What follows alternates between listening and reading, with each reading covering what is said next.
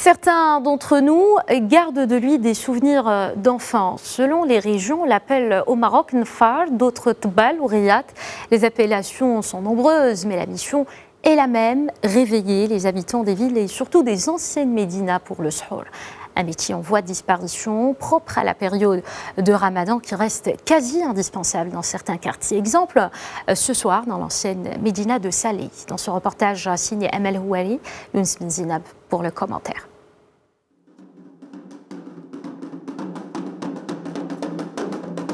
En cette période de confinement obligatoire, les quartiers, même pendant le mois du Ramadan, sont déserts.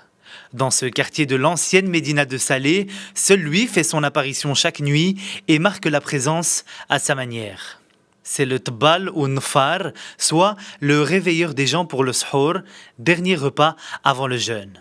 Le Tebal fait partie de l'ambiance ramadanesque. Réveiller les gens pour préparer le repas me semble important. C'est une tradition totalement ancrée dans notre quotidien.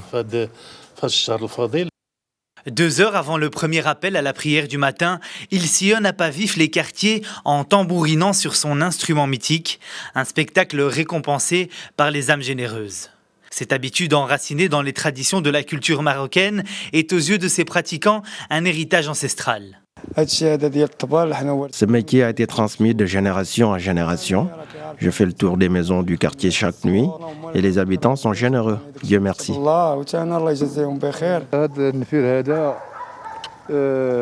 J'ai hérité ce métier de mon papa.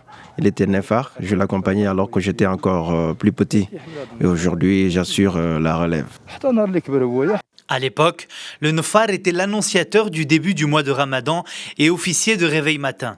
Aujourd'hui, les temps changent et les habitudes aussi. Le Nfar, présent oui, mais pas n'importe où. Il est là où il est très bien accueilli.